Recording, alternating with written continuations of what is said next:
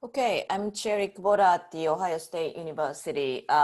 My presentation is about the achievements and impact we made as a grafting technology working group. So I'm representing all the members of this working group for this report.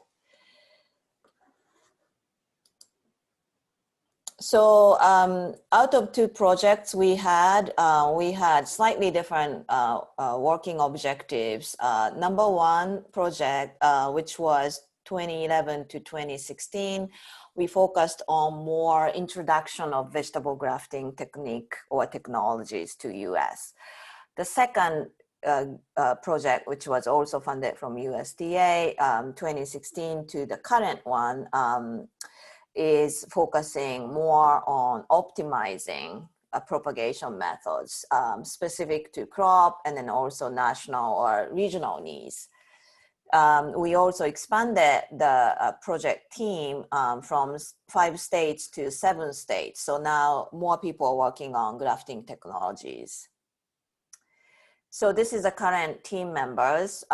Ricardo Hernandez, North Carolina State University, Matt Kleinhans, Ohio State, and myself now in Ohio State. I had initially a lab in Arizona, so I was in Arizona and moved to Ohio State. Carol Myers, Washington State University, Eleni Priaconi, Kansas State,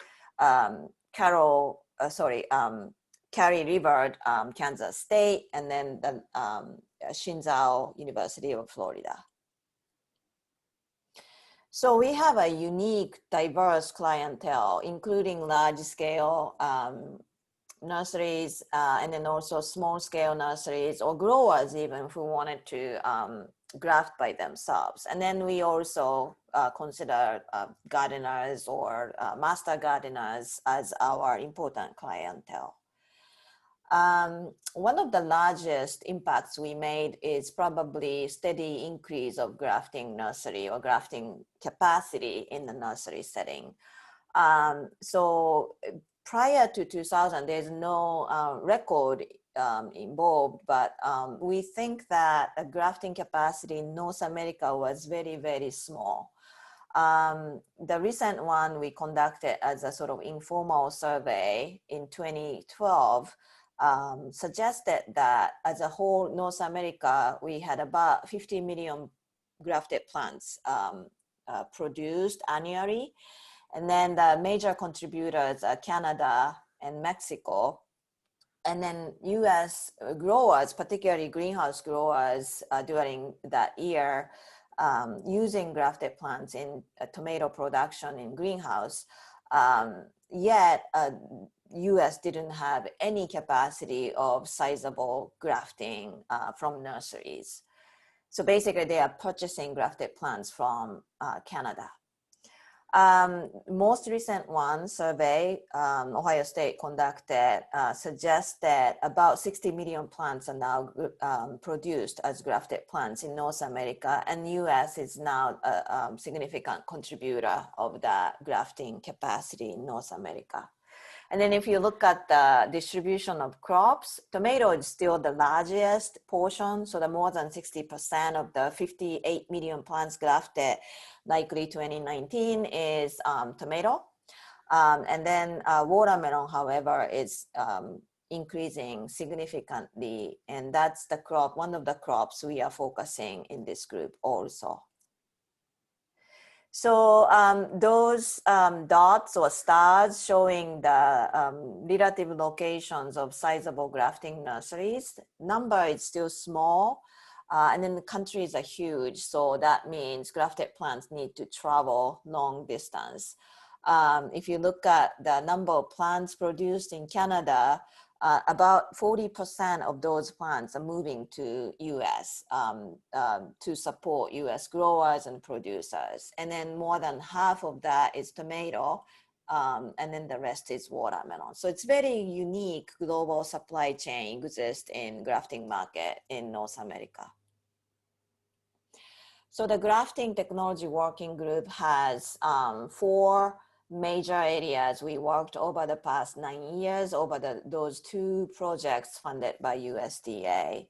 technologies supporting grafting operations, technologies addressing seasonality of grafting market, and expanding a grafting crop portfolio, and then grafting technology innovation. So the first one, technology supporting grafting operations. Many of our working group members focus and support small nurseries, small growers. So as a result, many technologies we develop are very useful in that setting. Leaf removal was examined at Kansas State University in the Cali River team. And this is very unique, he demonstrated that removing scion leaves, partially or fully, could increase the success rate of tomato grafting, even in a simple heating setup. So again, this technology is toward small growers, small nurseries who do not have sophisticated controlled environment capacity. So this is very important technology to improve the grafting success. And then another important thing to mention is that the success was very consistent. Simple heating system is difficult to achieve consistent microclimate, so that's the source of failure. But this technology would allow growers to be consistent in terms of grafting success rate. And then another bonus point is if you remove the leaves partially, that would reduce the aerial rooting from the scion, which can be problematic. And then his recommendation of leaf removal is 50%. And then with that, you can get high success rate, high quality, and good vigor of the grafted plant. So that's really nice technology. Another rather simple but very meaningful technology development is the use of anti-transpirant. So this is basically preventing transpiration, which usually conducted by controlled environment in larger nurseries, but small nurseries, medium size, or even small growers who want to graft by themselves, they don't have heating system or sophisticated controlled environment for heating. And then in that situation, watermelon is really, really challenging crop because usually it requires very good humidity control and temperature control. So without that sophisticated system, as the data shows, success rate is close to 30%. But what Carol Myers' team at Washington State showed was improved grafting success, over 60%, by adding or by using anti-transparent. So that's excellent. Root drench or some type of water, some type of commercial anti-transparent effectively or significantly improve the success rate. So at University of Florida, Shin Zhao looked at the usage of this specific grafting method, or revisited this specific practice in the grafting of watermelon, which is removal of roots. So often grafting nurseries remove entire root system from the rootstock to graft. So grafting was done without roots. So that during heating, rooting is also happening. So one of the reasons we know is simplification of the process. So you don't need to drag the root ball when you are doing grafting. The second benefit we believed in the past was root system developed this way. So the rerooting, adventitious rooting is better than original taproot system. So that's the two reasons we know supporting that practice. However, her research uniquely demonstrated or proved that that root system really doesn't support growth or yield. So it doesn't matter whether growers graft without roots or with roots. Another unique one, I think, out of her research was that Fusarium infection was discovered for the rootstock because of the cut surface attach or have a direct contact to the soil if it is infected with pathogen. So that's something new to the grafting community, and in some cases we need to pay attention to that. This is also another quite unique effort done at Ohio State. Matt Kleinhand's team, he developed a rating system for vigor for rootstock plants and scion plants, and then use that rating system across different rootstocks and scion cultivars. Vigor, as you know, is one of the important traits nurseries and growers are looking for by grafting, yet there was no universal rating system existed before. So what he did was developing a rating system and apply that same system to evaluate different genotypes, basically, coming from different sources. All right, so the second pillar, or the focus area, is the technologies to address seasonality. One is the long-term storage, weeks, up to 4 weeks, a month of storage. That would allow growers to graft many more plants without increasing labor, because you can graft small amount and store them, and then another small set of plants and store them until you accumulate the needed number to ship. So the concept was great, but information was not there yet in terms of recommended temperatures and other conditions. So my group worked on finding temperatures and light intensity recommendation per different species grafted, and then also potential storability of those plants.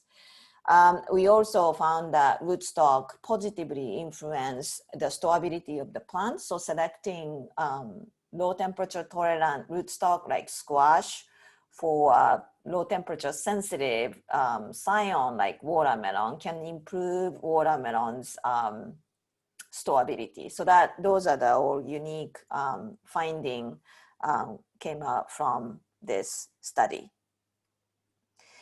Another study out of my team was long distance transportation. We specifically, in my group, specifically looked at chilling stress and what is the time we have to be careful in terms of chilling stress, acute chilling stress during the short transportation, like 3 to 5 days. So it's not as long as weeks of storage, but very short days. But if the temperature is below a certain difference point, which we call base temperature, and then that low temperature accumulates and then exceeds certain threshold value, we found that delay or significant negative impact happen in the growth and yield potentially after the transplanting. So for example, grafted watermelon seedlings, we tested that reference temperature we have to start worrying about as a low temperature or chilling temperature is 4 degrees C or 39 degrees Fahrenheit. And then if temperature accumulate below that, the temperature below that accumulates and then meet certain units or degree hours, 90 Fahrenheit degree hours, then you would expect some sort of developmental delay, like a flower delay. So the flowering timing delayed by several days. So we want to recommend that if you expect accumulation of temperatures below 39 degrees Fahrenheit, more than 50 units, 90 units in the Fahrenheit, then you have to consider some sort of mitigation methods such as putting heating agent or insulation or avoiding route or timing of shipping. So another study related to long distance transportation was at Kansas State, and they focused on ethylene and then also heat stress. Ethylene, we know that tomato is very sensitive, and some reports said that exposure to ethylene during transportation at mature plant stage is very, very problematic. But what they found was young stage, it does affect, the causing epinasty and then reducing early growth, but it didn't affect reproductive growth, which is good.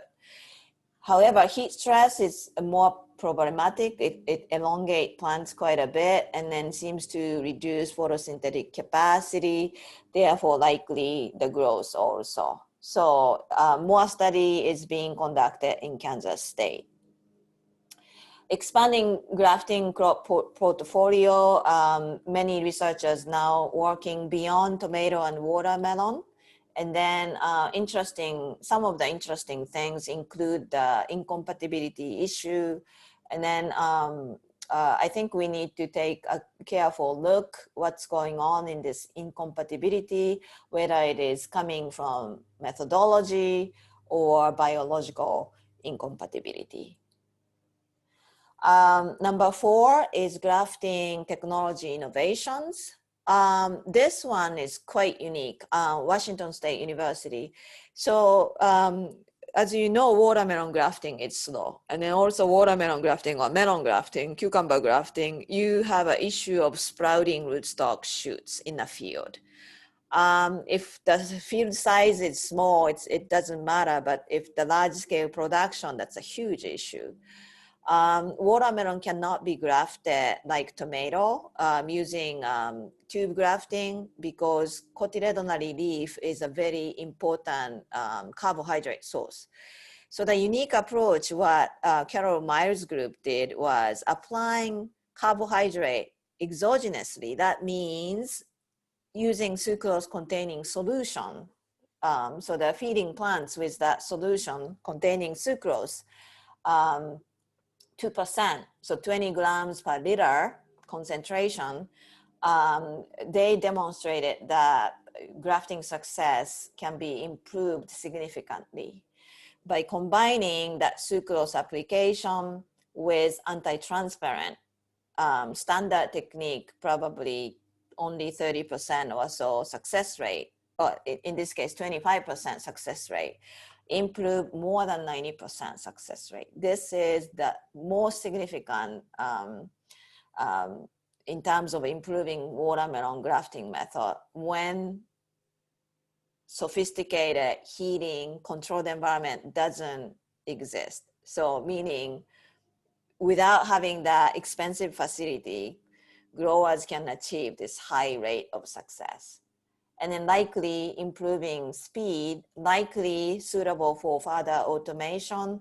So it's very hopeful technique they developed at Washington State University, Carol Myers group.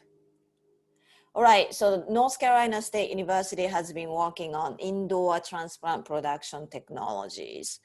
There are a number of advantages in indoor transplant production, but the cost is always significant because lighting has to be electrical lighting. Sunlight is good, but inconsistent, weather conditions, it's just so difficult to produce uniform high quality transplants. So that's why indoor propagation comes in. What he did was combination of CO2 enrichment. He demonstrated that Ricardo Hernandez group, North Carolina State, demonstrated that total cost can be reduced quite a bit. So the increased CO2, decreased light intensity than standard condition, reduced 20% of cost, total cost, 25% of light cost. So that means operational light cost, and then also capital expense, so the initial expense of buying the lights. So that's a huge impact.